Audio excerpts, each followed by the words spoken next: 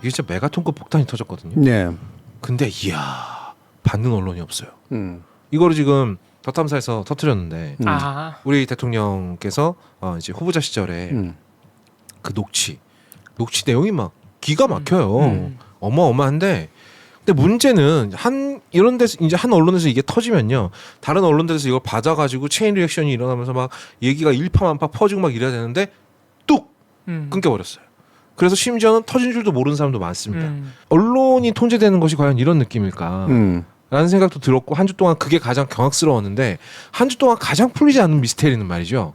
도대체 이게 어디서 흘러나왔느냐 이거였어요.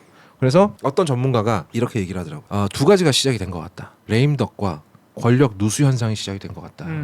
그래서 요 두 가지 단어를 오늘 제가 가지고 왔어요. 예. 근데 이게 레임덕이라고 하면 이제 보통 대통령 임기가 끝나갈 때쯤 그러니까 대통령이 처음 집권했을 때의 그런 어떤 적극적인 지지층이라든지 높은 지지율 이런 것들의 기운이 천천히 빠져나가면서 밑에 뭐 이제 공무원이라든지 공무원 조직이라든지 이런 데서 슬슬 말을 안 듣기 시작하고 그리고 그 다음 권력은 누가 잡을 것인가에 대해서 정치권의 시선이 돌아가고 언론도 여기에 열을 올리고 예. 그러면서 점점 권력의 중앙에서 벗어나면 그때 이제 레임덕이라고 부르는 것 같거든요. 그렇죠. 네. 예, 맞아요. 그때 같이 일어나는 현상 중에 하나가 권력 누수 현상입니다. 그렇죠. 이게 뭔고 하니 예.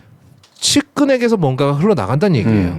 그러니까 대통령이든 누구든 권력자가 믿고 있던 사람에 의해서 중요한 고급 정보들이 빠져나간다. 내가 더 이상 저 사람한테 충성을 바쳐도 더 이상 빼먹을 게 없겠다라는 생각이 들 때 예. 영화 암살을 보면 이제 이정재 씨가 독립운동 더 이상 할 수 없게 자기가 첩자라는 사실을 걸렸거든요. 마지막으로 팔아넘기는 정보가 바로 전지현에 관한 것입니다. 누군가 당신을 암살하려 합니다. 그게 자기한테 남아있는 마지막 가치 있는 정보였거든요. 그런 식으로 권력 누수 현상이 일어나고 있는. 근데 이게 좀 빠르잖아요. 예. 엄청 빠르죠, 사실은. 예. 네. 이게 왜 지금 일어나고 있는 것이며 이 당들의 원래 어원은 뭔지 교수님한테 좀 여쭤보려고요. 예. 근데 방금 얘기한 것 중에 이제 권력 누수와 정보 누출을 똑같이 얘기했어요. 빠져나간 건 정보인데 권력 누수는 권력이 빠져나가는 거잖아. 그 정보가 권력인 건가? 말되네. 그렇던데. 잠깐만 21세기 정보화 사회. 정보가 권력이야. 정보가 권력이지. 정보가 권력이야. 우겨야지. 권력 레임덕의 현상이 그러니까 레임덕이라는 현상의 네. 예 중에 하나가 권력 누수고 네. 권력 누수의 사례 중에 하나가 이제 정보의 유출이고 이제 예. 이렇게 되겠죠 이제. 네. 예. 레임덕이란 말 알지 않아요? 어떤 분이 다리를 저는 오리래요. 맞아요. 예. 네. 야, 이 컨닝을 해주지. 이거는 무슨 솔직히 시험 얘기하잖아요. 감독관한테 물어보는 거 아닙니까 그래서 이거? 봤다고 솔직하게 얘기했잖아요. 뭐 솔직하고 뭐 만사 오케이예요. 뭐야 그게? 어쨌든 레퍼런스를 달았으니까 뭐 충분히 괜찮죠. 예. 어. 레임덕이라는 게 다리 저는 오리. 근데 왜 하필이면 오리일까요? 아니, 원래 오리야? 뒤뚱뒤뚱 하잖아요. 원래 불안불안했는데. 네, 원래 불안불안하고 뒤뚱뒤뚱한 게 오리고 이게 이제 미국 대통령에서 나온 얘기거든요. 네, 사실은 이제 레임덕 현상은 뭐 요즘은 총리한테도 적용하고 뭐 이러긴 합니다만 네. 최고 권력자한테 원래는 대통령제 국가에서 나온 말이에요. 미국에서 유래한 거고 이것도 만들어진 지 어느 정도 됐다고 정확하게 딱 얘기하기엔 그런데 아주 그렇게 오래된 말은 아니에요. 네. 그러니까 불과 뭐 한 100년 안짝에서 이제 만들어진 말이죠. 네. 예. 근데 이게 시기도 중요하고 네. 레임덕이라는 건 대부분 후반기에 나타나는 거니까. 네. 특히나 이제 뭐냐면 레임덕이 나타나는 사람들은 앞으로 당선될 가능성이 없는 사람에게서 나타나요 원래. 그렇다면 미국 같은 경우에는 재선의 가능성이 없는 사람. 그렇죠. 재선의 가능성이 없거나 네. 또는 원래 원칙적인 그 의미는 뭐냐면 네. 이미 2번 당선된 거야. 더 이상 기회조차 없구나. 이제 볼장 진짜로 볼장 다 본 거네. 예. 그래서 더 이상 당선될 수가 없이 이제 이미 다 당선될 만큼 됐기 때문에 네. 이 사람이 미래 권력이 될 가능성은 없는 거지. 아예 빵프로인 거지. 빵프로. 미래 권력이 될 가능성이 없는 상태의 권력자가 다리를 절기 시작하면 그렇죠. 그게 레임덕이구나. 그게 더 띠뚱띠뚱 이제 걷게 되는 거고. 네. 근데 그게 이제 보면 시기가 그래서 자꾸 나오는 게 뭐냐면 아무리 그 인기 없는 대통령이라고 하더라도 네. 4년에서 이제 중간 선거를 지나고 난 대통령한테 레임덕이 일반적으로 나타나진 않아요. 그렇죠. 예. 될지도 모르잖아. 맞아. 예. 될지도 모르는데 후보자가 안 됐거나 후보자를 포기했으면 몰라도. 네. 그래서 원래는 미국 대통령 중에 6년 차에서 7년 차 사이. 아. 그러니까 6년 차 때 중간 선거 한번 겪고 네. 대통령 후보, 차기 후보들로 관심이 옮겨갔을 때. 일단 대중의 관심이 멀어지는 게 가장 먼저군요. 당내 그죠. 대중의 관심도 그렇고 당내에서 이미 이제 일단 당내 권력에서도 밀려나는 거고. 예, 당에서는 이제 뭐 차기 관심 권력 없죠. 이제 다음 누가 될 거냐, 어떤 그렇죠. 주지사가 났느냐, 어떤 상원이 났느냐 이런 얘기를 하니까 그럼 언론이 또 거기를 쫓아가죠. 그러니까 아무도 나를 안 봐주네. 네. 이게 나오는 거예요. 그래서 시기적으로 대부분 다 예측 가능해요. 그러니까 재선한 대통령이 6년을 넘어가면 예. 중간 선거 기간을 넘어가면 레임덕이 자연스럽게 와요. 원래는 그건 되게 자연스러운 현상이군요. 자연스럽게 오죠. 네. 그러면 이제 우리나라 대통령은 중임제가 아니기 때문에 예. 권력을 딱 잡기만 하면 무조건 레임덕이 올 수밖에 없었어요. 우리나라 대통령 그래서 5년제 대통령 단임제 대통령이니까 네. 보통은 3년 지나면 오죠. 네. 3년에서 4년 정도 되면 이제 오게 될 수밖에 없어요. 그러니까 그때쯤 되게 이제 빨리 차기 오죠. 대선 후보. 그렇죠. 그리고 그게 오는 건 너무나 당연해. 기간도 되게 짧고 되게 네. 당연해. 근데 제가 겪었던 바로는요. 노무현 대통령 때는 이 레임덕이라는 게 세게 왔습니다. 굉장히 세게 왔거든요. 그리고 이명박 대통령 때도 좀 빨리 왔던 것 같아요. 네. 네, 왜냐하면 이분이 이제 국민하고 싸움질을 많이 했기 때문에 뭐 명박산성만 해도 그렇고 제가 그때 집회 나갔다가 물대포 맞았던 그때 아닙니까? 더럽게 아팠어요. 어쨌든 근데 문재인 대통령 때는 레임덕이라기보다는 네. 오히려 저는 사회 다른 구성원들한테서 더 시끌벅적한 일이 더 많이 벌어졌고 대통령 자체의 레임덕은 일단 지지율이 별로 빠지질 않았거든요. 네. 네. 그래서 그런 건지 문재인 대통령한테 대놓고 들이대는 사람은 별로 없었어요. 그러니까 문재인 대통령 때 같은 경우가 네. 집권 후반기에 지지율이 견고하게 유지됐던 케이스이기 때문에 네. 우리나라에서 겪었던 레임덕과는 조금 다른 형태가 나타난 건 맞죠. 근데 원론적으로는 레임덕일 수밖에 없었던 것도 맞고요. 네, 예. 실제로 저는 문재인 대통령에게 레임덕이 없었냐? 아니에요. 저는 윤석열이라는 사람의 네. 들이받음 때부터 이미 레임덕은 시작됐다고 봐요. 그렇게 되면은 2019년부터 시작됐다는 얘기죠. 윤석열 대통령은 본인 스스로 계기를 만들고 자기 권력을 창출해낸 건 맞군요. 그렇죠. 예. 왜냐하면 자기가 임명한 사람이 권력 내부에서 일종의 친위 쿠데타 같은 형식으로 이제 일어나게 된 거니까 네, 네. 이거는 레임덕이 준하죠. 솔직히 말하면 예. 권력기관끼리 다투는 현상이 나타났잖아요. 예. 그래서 흔한 의미에서의 레임덕은 아니었고 비교적 견조했지만 네. 그럼에도 불구하고 이미 권력 누수는 있었다. 그럼 이제 문재인 대통령이 임명한 사람들에게서 반발이 일어나서 내부에서 싸움이 벌어지거나 뭐 추미애 전 장관이라든지 네. 그리고 검찰총장하고 완전히 한 번 붙었잖아요. 네. 근데 거기에 대해서 당시 이제 문재인 대통령은 워낙에 원칙주의자이기 때문에 별다른 스탠스를 취하지 않았습니다. 네.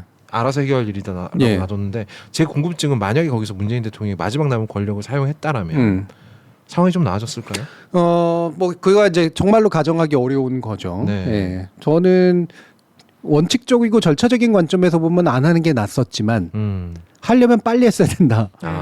네. 쓸 거면 제대로 썼어야 했고. 왜냐하면 레임덕의 이런 식으로 만들어지는 레임덕의 특징, 들이받아서 만들어지는 이제 레임덕의 특징은 네. 권력의 어떤 뭐랄까 권력이 가지고 있는 힘을 보여주지 못했기 때문에 나오는 현상이거든요. 네. 권력 제대로 통치 권력을 보여주지 못했기 때문에 네. 들이받는 놈이 생겼다는 것이죠. 그렇죠. 네. 그리고 그거를 이제 제압하려면 빨리 제압해야지. 왜냐하면 그러지 않으면 점점 더 커져서 차기 권력이 되는 거니까. 네, 스스로가 성장을 하니까요. 네. 게다가 그 당시에는 이제 자유한국당, 국민의힘 계열이 아무런 의미 없는 정당이었거든요. 실제로는. 네, 그렇습니다. 대안적 야당이 절대로 되지 못했던 상태였었으니까. 네. 그러니까 실질적으로 야당은 네. 윤석열이었던 거야. 그때는 윤석열과 검사였지 사실. 맞아. 사실 그때 그때 국민의힘에는 차기 대선 주자라고 부를 사람이 한 명도 없었어요. 없었어요. 유일하게 홍준표 네. 한 명 있었는데 그분은 대선 나가면 무조건 지는 걸로 유명한 네. 분이었고. 그러니까 이번 녹취록안에 그 내용이 그대로 나오잖아요. 야당은 없는 거고 내가 야당이야.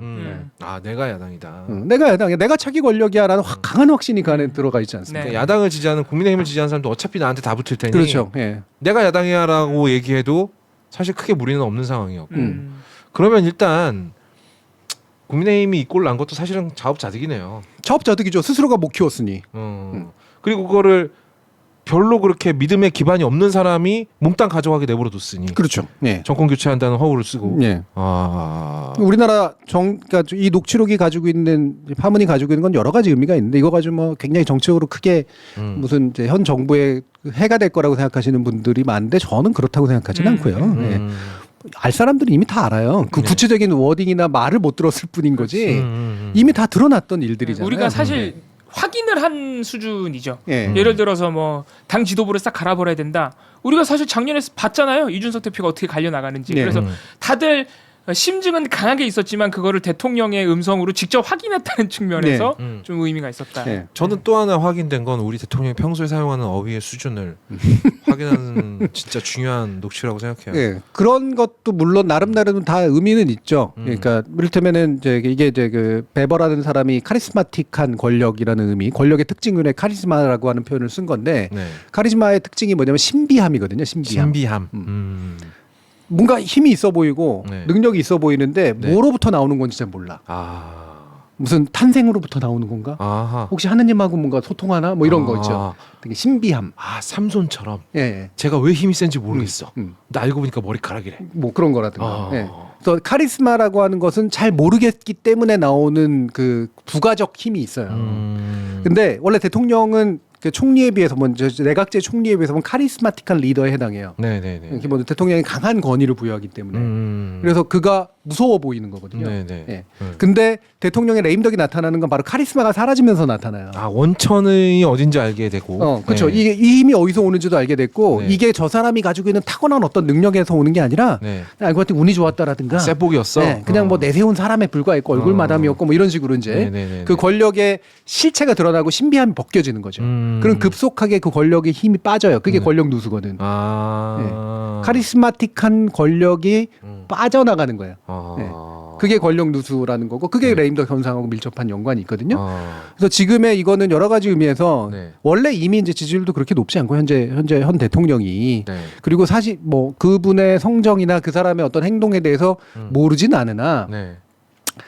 사람들의 대중적 인식 속에 확고하게 만들어 놓은 거지. 이제 그러니까 완전히- 내가 엄청나게 무서워하고 엄청나게 그러면서 한편으로는 싫어하면서도 또는 한편으로는 그래도 뭐가 있지 않을까라고 생각하는 뭔가 가령 우리가 이제 막연하게 갖고 있던 공포 중에 하나가 캐비넷. 이거 열면 난리 나는 거잖아. 그런 거라든가. 차라리 예전에 검찰총장 시절에 훨씬 더 카리스마틱한 면들이 있었던 거죠. 모르는 거니까. 이제. 우리는 검찰 내부를 모르니까. 그가 어떤 힘으로 이 사람들을 장악하고 어떻게 공격해 나가고 이런 것들을 모르거든. 그러니까 되게 대단한 보이는 그런 게 있었던 거거든요. 네네네. 근데 지금은 훨씬 더 대단한 권력을 갖게 됐지만 네. 그냥 그게 바닥이 어딘지를 네, 알게 되는 거예요. 민낯이 드러났다. 네네. 그래서 그 신비함 조금이라도 있었던 신비함이 거의 사라지게 만드는 계기이긴 해요. 네, 이런 면에서 보면 그 언어가 그대로 드러났다라고 하는 것 자체는. 네. 그런 면에서 참 이게 전혀 다른 얘기인데 김건희 여사는 그 신비함을 유지하고 있는 것 같긴 합니다. 카리스마하고는 다른 신비함이죠. 그렇죠. 제가 볼 때 신묘함 쪽에 저 가깝다. 너무 내가 하고 싶던 얘기야. 그러면은 이제 권력 누수 현상이라는 게 일단 시작이 누수라는 게 그렇잖아요. 물이 처음에 아예 안 새고 있다가 요만큼씩 새는 거는 오래 걸려요. 근데 요만큼 새기 시작하다가 콸콸콸 새는 건 금방이거든요. 그럼 권력 누수 현상은 일종의 가속도가 붙을 거라고 생각하십니까? 붙죠. 네, 붙는데 국민의힘 계열 정당의 특성을 좀 알아야 되는데요. 네. 원래 보수 계열 정당은 네. 카리스마틱한 대통령에 네. 의해서 움직이는 네, 그게 정당이에요. 중심이 돼서 네, 움직이는. 그게 민주당하고 또 달라요. 네. 원래 전통적으로 그렇고 지금은 그게 훨씬 더 뚜렷하게 나타나는 거죠. 왜냐하면 워낙 대단한 성정을 가지고 있는 대통령과 정당 뿌리가 아무것도 없는 그리고 네. 정당에는 애정도 아무것도 없는 네. 네. 이 오히려 사람이 민주당보다 더 싫어하는. 심지어는 정치 문법까지 어겨가면서 막 휘두르는데 혼비백산한 상태예요. 네. 개파 수장도 없고 이런 상태니까. 어떻게 반응해야 될지도 모르고 네. 그냥 일단 잘 보이자. 네. 워낙 또 그냥 잘 따라가는데 그러다가 이제 적당히 힘 빠지면 이제 새로운 사람 내세워가지고 뭘 하는 이런 방식으로 지금까지 해왔는데 네. 새로운 사람을 세울 생각도 못 하잖아. 그렇지. 어리 빠져가지고. 아직도 혼비백산이. 혼비백산함의 정도가 좀 심해져서 네. 제가 볼 때는 정당으로서의 원래 그 국민의힘 계열의 정당은 그 안에도 얘기가 많이 나오지만 왜 그 반대쪽에 있는 사람이 그러잖아요. 원래 여기가 민주당보다 관료도가 더 좋고 당에 있는 의원 그러니까 사무직들이나 이런 사람들이 좋다고 이게 맞거든요. 네. 원래 정책 기능은 별로 없지만 여연이랑과 당료들의 힘이 굉장히 꽤 이제 괜찮은 네. 그런 특히나 새누리당 때 그게 가장 강했는데 한나라당 새누리당 때가. 네. 근데 그거만도 있는데 그 힘도 작동을 못 하고 있다는 얘기야. 네. 그 얘기는 국민의힘이 보수계열 정당으로서 정당의 외양과 내면을 갖지 못하고 있다는 게 드러나는 거지. 그리고 이건 꽤 오래 갈 거예요. 그래서 권력은 누수가 되고 있는데 지금 네. 그렇다고 해서 흔히 말하는 자기 편 안에서 막 엄청나게 깨져가지고 누수되면서 막 들이받고 이렇게 될까? 아니라는 거죠. 저는 그렇진 않다고 맞아요. 그거는 사실 그렇게 누수가 벌어지려면은 검찰 내부에서 누수가 벌어지거나, 그렇죠. 네. 아니면 뭐 막말로 한동훈 장관이 반기를 든다. 그렇죠. 이런 식으로 나가게 되면 걷잡을 수 없겠습니다. 예. 국민의힘은 어차피 지금 개길 힘도 없고, 그렇죠. 뭔가 구심점이 있어야 개길 텐데 구심점도 없고, 지금 그리고 총선 전인데 윤석열 대통령이 대놓고 공천권을 가져가 버렸잖아요. 그러니까 더더욱 찍소리 못하겠지. 그렇죠. 네. 그래서 권력 누수는 이미 시작은 됐고 네. 이게 다양한 방향으로 나타나긴 할 것이나 네. 그게 이제 우리가 흔히 생각하는 바처럼 권력의 핵심부가 분열이 일어나면서 그러니까 스스로가 붕괴하거나 네. 스스로가 뭔가 다른 상황들을 만들어내는 방향은 당분간은 아닐 거라고 보는 거죠. 적어도 총선까지는 이 구도가 그대로 갈 것 같다라고 저도 생각은 하는데, 그럼 이제 제가 궁금한 건 이래요. 지금 우리 언론이라든지 사회 권력들이 있지 않습니까? 네. 사회 뭐 특권층이라고 얘기해주고 싶지는 않고 어떤 특이한 위치에, 특수한 위치에 속해 있는 사람들, 가령 언론을 찍소리 못하게 만들기 위해서 이동관을 데려다가 방송통신위원장에 앉혔잖아요. 네. 그럼 언론들도 지금 머릿속에서 막 주판알이 튕겨지고 있을 거 아닙니까? 그렇죠. 네. 네. 이미 야, 많이 숙였죠, 엄청. 예. 아니 근데 숙였는데 네. 사실 언론이 본능적으로 숙이는 걸 좋아하진 않잖아. 그러니까 이거를 요거 기회가 될라나? 그 부분은 네. 저는 좀 더 다른 요인들하고 연관이 돼야 된다고 보고요. 네. 그거는 사실 대중의 지지가 훨씬 중요합니다. 그러니까 지금 콘크리트 지지층 중에 절반 정도는 더 떨어져 나가지 않으면 네. 특히나 탄핵 경험을 가지고 있기 때문에 네네네. 그렇게 쉽게 언론은 움직이지는 않을 거예요. 아. 네. 그리고 또 한 가지는 아직은 얻어먹을 떡고물이 많습니다. 아. 예를 들면 이동관 같은 사람이 방통위원장을 하면서 지금 약간 말도 안 되는 정책들을 지금 말도 안 된다는 게 단지 틀리다라고 하는 게 뿐만 아니라 말이 안 돼. 그러니까 성립하질 않아. 법으로 네. 되기가 할 수가 어려운 없죠. 정책들 막 이상하게 얘기하고 있거든요. 네네. 그러니까 대표적으로 막 방심위를 가지고 무슨 폐간을 시키겠다는 둥 뭐 이런 식의 얘기했다가 결국은 안 돼가지고 막 인용 보도한 사람들을 잡고 이런 식으로 네. 갔잖아요. 네. 그러니까 이런 것들로 이제 드러나고 있는 건데 음. 그래서 그 과정에서 근데 그게 작동할 때 네. 이를테면 TV조선, 네. 뭐 채널A 뭐 이런 데처럼 또는 조선일보 뭐 이런 데처럼 핵심이 되는 언론 어떤 언론 세력에게 직접적인 불이익을 가하는 방식으로 움직이지 않을 거라는 믿음이 있는 거예요. 네. 그러면 뭔가 어딘가를 쳐줄 텐데 그 쳐주는 게 뭐냐면 가지를 잘라주는 거야. 경쟁자들을 쳐주는 거라고. 예. 당분간 얻을 게 많은 거지. 아. 민영화할 것도 많잖아요. MBC, KBS 네. 갖고 있는 YTN 수많은 지금 부동산. 당장. YTN 지금 그렇죠. 매각 들어갔죠. YTN. 예. 그러니까 아직까지는 여기서 뜯어먹을 게 많아. 그래서 언론들이 이거를 지금 일단 뭐 1차는 얻어맞기 싫고 일단 쪼져맞기 싫고 그렇죠. 예. 그리고 이거 잘 넘어가면 이제 얻어먹을 게 생기니까 음. 이 악물고 보도를 안 하는 거구나. 그렇죠. 예. 아, 근데 너무 신기해. 어떻게 이런 게 터졌는데 이게 사람들이 얼마나 좋아하고 이거 조회수 얼마나 잘 나올 거예요 이게. 아, 당장 눈앞에 먹인데 그렇죠. 이거. 일단은 자극적이긴 하지. 그러니까. 그러니까 이게 그래서 자극적이네. 그래서 저는 이게 만약에 된다면 두 가지 방향의 보도가 원래 돼야 되거든요. 예. 보수가 됐건 진보가 됐건. 네. 보수 같은 경우는 뭐냐면 아니 그래도 보수의 적통인 정당을 네. 보수의 적통이 아닌 사람이 들어와서 이렇게 헤쳐놓는 게 과연 보수의 미래를 위해서 바람직했느냐. 그런 고찰. 네. 이미 알고 있었던 바긴 하지만 드러나는 순간은 뭐라고 얘기가 돼야 되니까. 네, 예. 그래서 다시 보수의 정치적 세를 뭔가 좀 온건하게 좀 챙겨주려고 하는 그런 태도로 비판을 하거나 뭐 이런 식으로 가는 거. 네. 이게 이제 한 가지 필요한 일이거든요. 그 얘기가 일단 없죠. 예. 예. 그리고 두 번째로는 뭐냐면 자극적인 거예요. 네. 그러니까 이거는 이제 진보 보수를 떠나서 이제 약간 대중지들의 그렇지. 특징, 그렇죠? 네. 이거 가지고 막 파먹고 살 게 되게 많거든. 아, 이건 여기다 이준석이 쓴 페북 글만 갖다 붙여봐요. 잘 나올 거야 조회수. 그 수많은 예전에 뭐 조국 전 장관 국면이나 그때 뭐 준중권 씨나 이런 분들 사람들이 했던 거 서민 이런 사람들이 했던 것이게 발언들이 얹혀지기 엄청나게 좋잖아요. 예. 첩첩이 올라갈 텐데 예. 진짜. 이거 가지고 말 그대로 장이 설 수가 있는 거죠. 네네. 안 하죠, 근데. 네. 왜? 이건 때려 맞을까봐. 뭐라 할 게 뻔하니까. 예. 왜냐하면 지금 뉴스타파 건드리는 방식 보세요.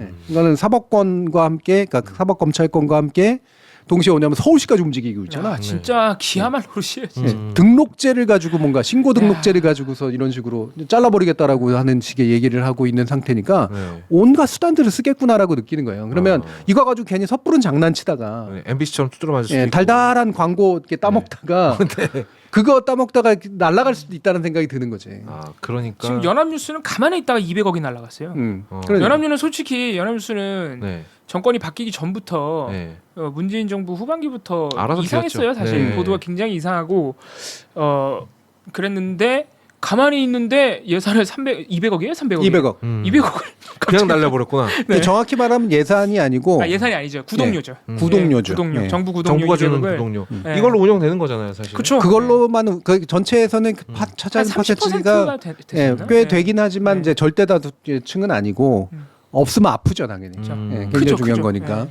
그러면 역설적으로요. 진보 정권 때 언론들이 그렇게 어깃장을 걸어댔던 건 대놓고 자기네들이 챙겨줄 게 안 보인다는 게 뻔히 보이는 그게 제일 크죠. 나눠줄 게 없는 거. 빼먹을 게 없다. 그러니까 이 사람들한테는 꼬랑지 흔들어 봐야 나오는 것도 없는데 내가 뭐로 그럼. 시비다 틀지. 그러니까 특별하게 손 내밀지도 않지. 옛날에 이제 이른바 난닝구 사건 때 나왔던 것처럼 네. 해장국이나 설렁탕 한 그릇 안 주지. 예. 뻔하니까. 예. 그리고 적대적일 것 같은데 적대적이지까지는 않아도 적어도 우호적이지는 않을 것 같고. 그러니까 할 게 별로 없죠. 거기서 얻어먹을 게 없고. 그리고 대통령 스타일이 아까 그 교수님 말씀하시니까 생각나는데 그 민주당 계열 대통령은 카리스마틱하지 않고 그런 뭘까요? 권위를 휘두르는 그런 스타일이 아닌 것도 그렇지. 언론이 네. 뜯어먹는다기보다는 이제 욕하기에는 참 편했던 것 같아요. 눈치를 훨씬 덜 보게 되는 스타일도, 거죠. 민주 계열의 대통령이 네. 뭐 이제 기껏해야 3명 나온 김대중 거니까. 노무현 그렇죠. 네. 네. 근데 그 중에 카리스마틱한 대통령은 김대중 대통령 하나였어요. 그러네. 네. 그나마라도. 네. 그 이제 예전에 한 가닥 했던 후광이 있어가지고 그게 그렇지. 카리스마스가 그렇죠. 되는. 네. 아 그분은 도저히 어떤 건드릴 수 없는 백스토리가 너무 많았기 아니 때문에. 죽음을 오간 사람인데 그렇지, 어떻게? 그렇지, 그렇지. 그러니까 대통령 되기 전까지만 해도 물론 이제 이런 빨갱이론부터 해가지고 색깔론으로 이제 했고 비토론 가지고 이제 절대 대통령 못 된다 이제 이런 식으로 했지만 네. 일단 대통령이 되고 난 다음에 처음 어쨌든 민주계열의 대통령이 된 사람이니까 일단은 이제 숨죽여서 본 거죠. 네. 그래가지고 직접 건드리기보다는 주변 사람을 건드렸거든요. 예를 들면 최장집이라든가 이런 사람. 아, 네. 예. 사상 논쟁과 이념 논쟁을 이제 벌인 거죠. 예. 근데 그러다가 이제 점점점 레임덕으로 가면서 이제 뭐 온로비 사건 터지고 이제 온로비는 특히 한겨레에서 터뜨렸기 때문에 그러면서 이제 완전히 잠식된 이제 그런 케이스였는데 아직은 민주화 운동 시대에 그 카리스마 같은 것들이 있었죠. 근데 그 뒤로 온 사람들 중에는 카리스마가 있었던 대통령은 민주든 보수든 사실 그렇게 크지 않았는데 박근혜가 가진 카리스마가 있었죠. 그렇죠. 역시 그것도 박근혜야말로 정말 미스테리한 네. 백그라운드가 그렇죠. 있었거든요. 네. 저 사람이 평소에 뭐 하는지도 모르겠고 자세히 보지 않으면 뭔 생각하는지도 잘 모르겠고. 그렇죠. 그쪽도 이 신비와 신묘를 좀 왔다 갔다 하는 측면이 있죠. 맞죠. 그렇죠. 네. 근데 지금의 윤석열이라는 대통령은 윤석열 대통령은 카리스마일 때 이때 박근혜 카리스마하고 좀 달라요. 약간 날이 서 있는 폭력적 카리스마에 훨씬 더 맞아. 가까워요. 신비한 카리스마 네. 쪽보다는. 국민의힘 지지자들은 그러면 지금 이 상황을 의외로 그냥 익숙하게 받아들일 수도 있겠어요? 그러니까 사실은 요번에 녹취록 나왔을 때도 그랬잖아요. 네. 와 이제 알고 봤더니 사람이 네. 뭐 정직해 라든가 소탈해. 역시 정치물에 안 들었어 라든가 이렇게 받아들이는 사람들도 있잖아요. 야 근데 이렇게 언어를 사용하는 것보다는 차라리 정치 물이 든 게 낫지 않아? 제가 늘 주장하잖아요. 제가 뭐냐면 그러니까 제가 위선자 욕하는 사람 그래서 싫은 거라니까. 맞아. 위선이라도 하는 게 훨씬 뛰어난 거고 나은 맞아요. 거라고. 네. 맞아요. 그거 심지어 속으로 무슨 마음을 풀었건 남을 불편하게 안 하는 언어를 쓴 게 훨씬 나은 거예요. 맞아요.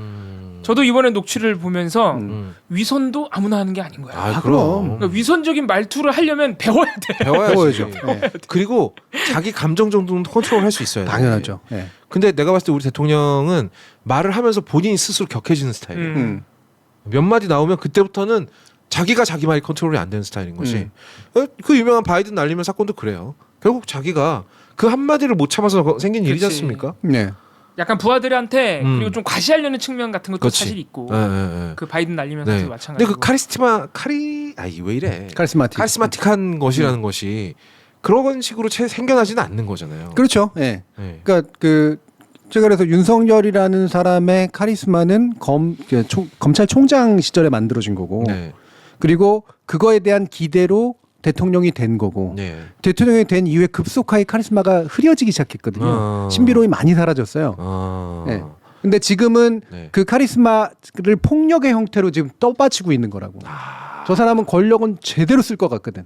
완전히 모든 네. 걸 다 써갖고 나를 네. 조져버릴 것 같으니까. 그러니까 그 물리력이 가지고 있는 힘이 느슨해진 카리스마를 뒷받침하고 있는 거죠. 근데 민주국가에서 물리력이 그렇게 오래 갈 것 같지는 않단 말입니다. 민주국가에서 물리력은 당연히 수명이 있죠. 거기까지만 하겠습니다. 예. 그러면 생각해 보니까 윤석열 대통령이 뭐 저 소위 우리가 도어스태핑이라고 부르는 잘못된 용어입니다만 출근길 약식 기자회견 이것도 하다가 후딱 치워버린 것도 왠지 그 카리스마가 거쳐가 버리는 것 같으니까. 그렇죠. 많이 거쳤죠. 그러니까 대통령이 평소 사용하던 말투, 어휘 이런 것들에 대해서 우리가 그냥 막연하게 이럴 거야라고 생각했던 것들이 아니라는 게 자꾸 드러나니까. 그렇죠. 치워버린 거군요. 네. 자기는 한편으로는 카리스마를 유지하면서 소통하는 대통령 이것만 두 가지를 다 가져가고 갖고 싶었는데. 네. 근데 이제 그게 아니라 이걸 부숴버리는 게 돼버리니까. 왜냐면 이것도 사실은 어느 정도 위선을 떨어야 되는 거거든요. 근데 그게 안 되는 분인 거죠. 사실. 그렇죠. 그럼 쇼맨십도 굉장히 중요한 부분이고. 네. 그래서 그런 측면에서 사실 이번에 지금 뭐 여러 가지 뭐 박정훈 대령에 대한 항명 혐의 수사나 지금 뭐 역사 논쟁도 벌어지고 있고 또 이런 녹취도 터지고 하면서 대통령의 민낯이 좀 드러났다.